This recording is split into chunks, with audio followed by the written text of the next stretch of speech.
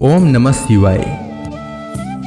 जिस प्रकार इस ब्रह्मांड का न कोई अंत है और न ही कोई शुरुआत, उसी प्रकार शिव अनादि हैं। संपूर्ण ब्रह्मांड शिव के अंदर समाया हुआ है। आइए श्रवण करते हैं सोमवार व्रत कथा।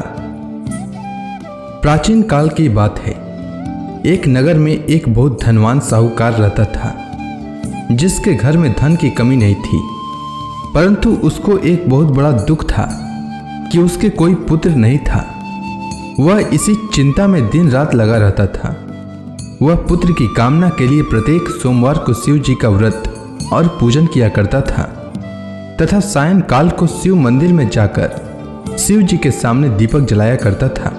उसके इस भक्ति भाव को देखकर एक समय पार्वती जी ने शिव जी महाराज से कहा कि महाराज, यह साहूकार आपका अनन्य भक्त है और सदैव आपका व्रत और पूजन बड़ी श्रद्धा से करता है। इसकी मनोकामना पूर्ण करनी चाहिए।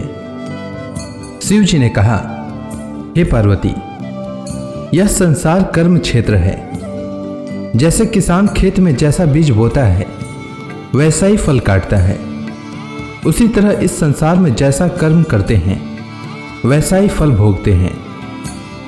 पार्वती जी ने अत्यंत आग्रह से कहा, महाराज, जब यह आपका अनन्य भक्त है और इसको अगर किसी प्रकार का दुख है तो उसको अवश्य दूर करना चाहिए, क्योंकि आप सदैव अपने भक्तों पर दयालु होते हैं और उनके दुखों को दूर करते हैं। यदि आप ऐसा नहीं करेंगे तो मनुष्य आपकी सेवा तथा व्रत क्यों करेंगे। पार्वती जी का ऐसा आग्रह देख शिव जी महाराज कहने लगे, हे पार्वती, इसके कोई पुत्र नहीं है। इसी चिंता में यह अति दुखी रहता है। इसके भाग्य में पुत्र न होने पर भी इसको मैं पुत्र प्राप्ति का वर देता हूँ, परंतु यह पुत्र केवल 12 वर्ष तक जीवित रहेगा। इसके पश्चात वह मृत्यु को प्राप्त हो जाएगा। इससे अधिक मैं और इसके लिए कुछ नहीं कर सकता। यह सब बातें साहूकार सुन रहा था। इससे उसको न तो कुछ प्रसन्नता हुई और न ही कुछ दुख हुआ। वह पहले जैसा ही शिव जी महाराज का व्रत और पूजन करता रहा। कुछ काल व्यतीत हो जाने पर साहूकार की स्त्री गर्भवती हुई और 10वें महीने में उसके गर्भ से अति सुंदर पुत्र की प्राप्ति हुई। साहूकार के घर में बहुत खुशी मनाई गई, परंतु साहूकार ने उसकी केवल 12 वर्ष की आयु जानकर अधिक प्रसन्नता प्रकट न की और न ही किसी को भेद ही बताया। जब वह बालक 11 वर्ष का हो गया तो उस बालक की माता ने उसके पिता से विवाह आदि के लिए कहा, तो वह साहूकार कहने लगा कि अभी मैं इसका विवाह नहीं करूंगा, अपने पुत्र को काशी जी पढ़ने के लिए भेजूंगा।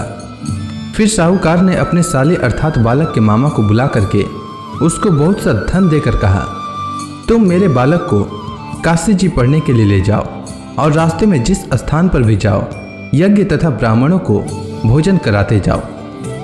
वह दोनों मामा भांजे यज्ञ करते और ब्राह्मणों को भोजन कराते जा रहे थे। रास्ते में उनको एक शहर पड़ा। उस शहर में राजा की कन्या का विवाह हो रहा था। दूसरे राजा का लड़का जो विवाह कराने के लिए बारात लेकर आया था, वह एक आंख से काना था। उसके माता पिता को इस बात को लेकर बड़ी चिंता थी कि कहीं वर को देखकर कन्या के माता पिता विवाह में किसी प्रकार की अड़चन पैदा न कर दें। इस कारण जब उसने अति सुंदर सेठ के लड़के को देखा तो मन में विचार किया कि क्यों न दरवाजे के समय इस लड़के से वर का काम चलाया जाए। ऐसा विचार कर वर के पिता ने उस लड़के और मामा से बात की तो वे राजी हो गए। फिर उस लड़के को वर के कपड़े पहनाकर तथा घोड़ी पर चढ़ाकर दरवाजे पर ले गए और सब कार्य प्रसन्नता से पूर्ण हो गया। फिर वर के पिता ने सोचा कि यदि विवाह कार्य भी इसी लड़के से करा लिया जाए तो क्या बुराई है। ऐसा विचार कर लड़के और उसके मामा से कहा, यदि आप फेरों का काम और कन्यादान के काम को भी करा दें तो आपकी बड़ी कृपा होगी और मैं इसके बदले में आपको बहुत कुछ धन दूंगा। तो उन्होंने स्वीकार कर लिया और विवाह कार्य भी बहुत अच्छी तरह से संपन्न हो गया। परंतु जिस समय लड़का जाने लगा तो उसने राजकुमारी की चुंदड़ी के पल्ले पर लिख दिया कि तेरा विवाह तो मेरे साथ हुआ है, परंतु जिस राजकुमार के साथ तुमको भेजेंगे वह एक आंख से काना है और मैं काशी जी पढ़ने जा रहा हूँ। लड़के के जाने के पश्चात उस राजकुमारी ने जब अपनी चुंदड़ी पर ऐसा लिखा हुआ पाया तो उसने राजकुमार के साथ जाने से मना कर दिया और कहा कि वह मेरा पति नहीं है, मेरा विवाह इसके साथ नहीं हुआ है, वह तो काशी जी पढ़ने के लिए गया है।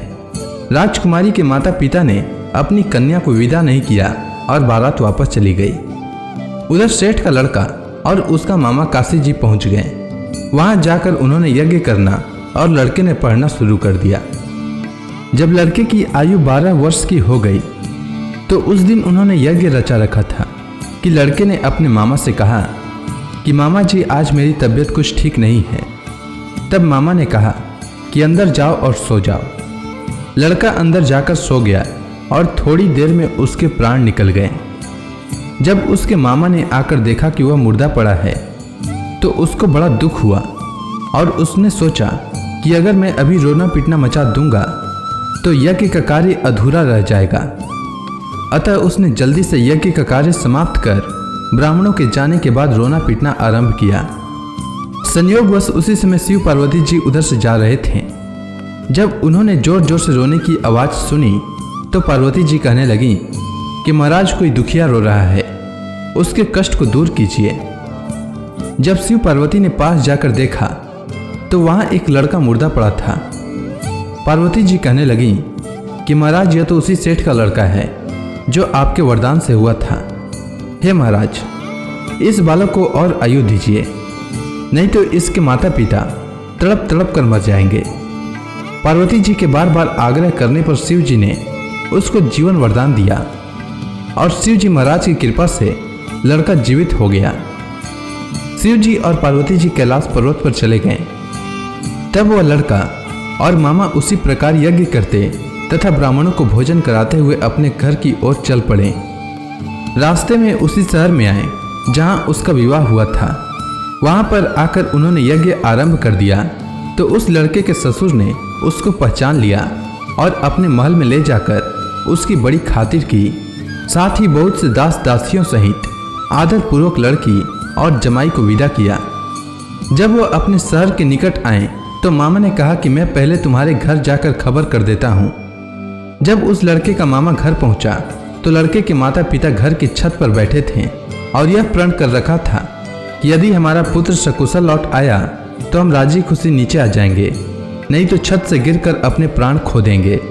इतने में उस लड़के के मामा ने आकर यह समाचार दिया कि आपका पुत्र आ गया है, तो उनको विश्वास नहीं हुआ। तब उसके मामा ने शपथ पूर्वक कहा कि आपका पुत्र अपनी स्त्री के साथ बहुत सारा धन लेकर आया है। तो सेठ ने आनंद के साथ उसका स्वागत किया और बड़ी प्रसन्नता के साथ रहने लगे। इसी प्रकार से जो कोई भी सोमवार के व्रत को धारण करता है अथवा इस कथा को पढ़ता या सुनता है उसकी समस्त मनोकामनाएं पूर्ण होती है। उम्मीद है आपको सोमवार व्रत की कथा अच्छी लगी होगी। अगर आपको यह वीडियो अच्छी लगी हो तो कमेंट सेक्शन में ओम नमः शिवाय लिखना न भूलें। धन्यवाद।